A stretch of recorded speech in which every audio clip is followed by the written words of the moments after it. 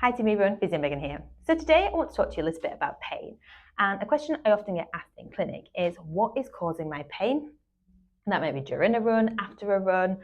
And people want to know this because if you know what's causing the pain, you can treat it, fix it, and get rid of the pain. Now, unfortunately, it's not quite that simple.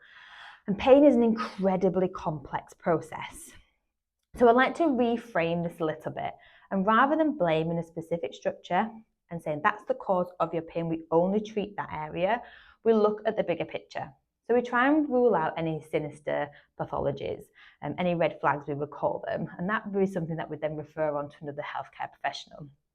Now, if you're having a lot of intense pain and we can rule out all the horrible stuff, then that can make you feel a bit safer, and that can actually help to reduce your pain going forward. And that's because how we experience pain actually influences the intensity of the pain. So, for example, if you are having knee pain, but you had a patellar tendon problem 10 years ago, and it feels really similar, but 10 years ago, it really stopped you from running, it took you ages to get over, it was really detrimental to you, and now you're experiencing similar pain, then it could be that then you start catastrophizing, you start making things, you start getting really worried about it, and it actually can sometimes make the body, the system feel quite unsafe, worried, scared, and that pain can intensify. So it's really important that we explore lots of past medical history as well, previous injuries, previous experiences with pain, previous experiences with rehab, because this can actually help us to treat the pain going forward. And the reason we talk about all this emotional stuff and our experience of pain is because we know that pain doesn't equal damage.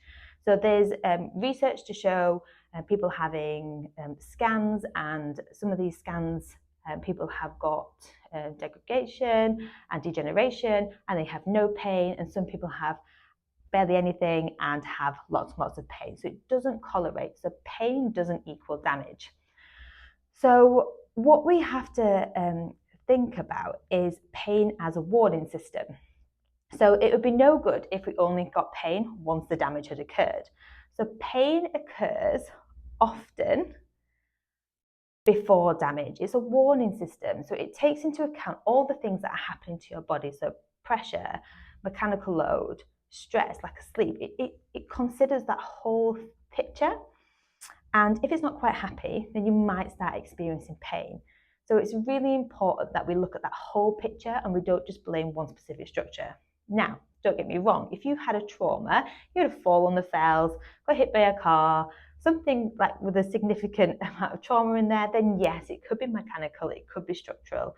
And even if you haven't had those things, it could still be a mechanical, structural, training load type problem. But until we explore the whole picture, it would be would it be very helpful to just say, oh, it's this specific structure that's causing that pain, we'll only treat that. So I hope that makes sense. So I just want to reiterate from that original question, like what's causing your pain? We need to just remember that pain is a warning system, that your thoughts and feelings can really influence your experience of pain, and that pain doesn't necessarily equal damage. I hope you found that helpful. If you've got any questions, please feel free, bob a comment below and I'll happily answer them. Other than that, guys, happy running.